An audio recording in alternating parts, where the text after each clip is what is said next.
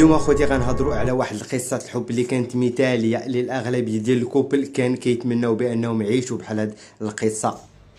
اختي كنبغيه ولكن باغاه يولي يهضر معايا بزاف ويديها فيا، عطا لي شي حل نديرو. انا الحل اللي غادي نعطيك ديري هو ديري العز وما تكونيش مدلوله. اي يا سيدي، هذه اللي كتشوف اللي كتعطي النصائح عاده الطلقات باش تعرفوا بان النصائح اللي كتعطيهم وما كديرش بهم. اكيد غتسالوا علاش طلقوا، السبب غادي يصدمكم الصراحه. سمعوا شنو غتقول. السيد كيجلس في الدار ما كيدخرش يقصر، السيد ما كيكمل ما كيشرب، السيد ما عندوش مع الصهير والبنات، السيد السيد عنده كارير، قارئ واعي. كاع الامنيات اللي كتمنى اي بنت في الراجل كاين في هذا الراجل، ولكن هذه ما بغاتش، ما كيكميش، ما كيشربش، ما يسكر، ما كيدير والو غير الدار. داكشي علاش طلقوا. وزيدوا مازال سمعوا شنو غتقول. مستقبل واخا ماشي لاباس عليه، ولكن الحمد لله كافيني وبخدمته وبدويرته. ايوا حيت عنده الدار والمستقبل. ايوا علاش تزوجتي؟ واش كنتي طامعه فيه ولا شنو؟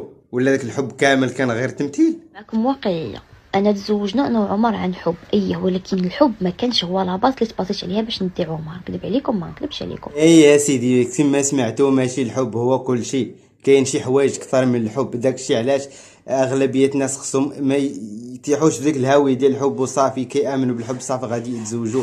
عندهم كما كتشوفوا هذا الكوبل اللي كان مثالي، ها هي طلقت خلات الراجل على الضص لدرجه انه مسكين بقى كيدور في الدار بوحدو. ما نعرفتش علاش، واش كيدير شي فيديوهات باش يدير البوز ولا الله اعلم، بقى على الضص. الحصيره هي الاخرى ما خلاتها ليه، ما عرفت واش داو الحوايج ديولها ولا هو اللي عطاهم ليه، ولا هو مسكين عنده الدار وهي عنده الحوايج. سمعوا شنو غتقول. الاثاث اللي خديتها البنات راه ديالي انا، اللي فرشت الدار، وملي ما كتبش ربي فاكيد غادي ناخذ الحاجه اللي هي ديالي، وربي يشهد عليا انه ما خديت حتى شي حاجه ديالو، خديت داكشي ديالي. قالت لك اسيدي الاثاث والفراش ديالها.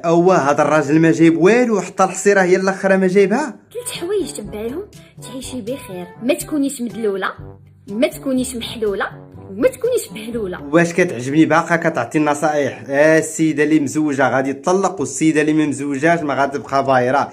تبقاو تتبعوا الاراء والنصائح ديالها. ما تكونيش مدلوله يعني ما تكونيش لصقايه بنت الحر. المشكله ما كتعطيش نصائح بالنسبه غير البنات، كتعطي نصائح كذلك للرجال. عزيزي الرجل، كلامي وفيديوهي اليوم موجه لك. اليوم غنتوجه بنصيحه ديالي للرجال. اي احنا تبعنا الراي ديالك. وبالنسبه الى جاه الحيض، ويلي وما من جهه العاده الشهريه. عزيزي الرجل، ميك سباتك دير راسك مرفوع عليها القلم، سبات قالت لك تفو قول لها شكرا. هنا كيسالي الفيديو ديالنا. كنتمنى انكم استفدتم من هذه القصه ديال مستر الكبيده مع هاد مولات النصائح. هنا كيسالي الفيديو ديالنا. كنتمنى انه ينال الاعجاب ديالكم. ما تبخلوش علينا بلايك وتشتركوا في القناه وتفعلوا زر الجرس باش يوصلكم اي جديد. اخوكم عادل، مع السلامه.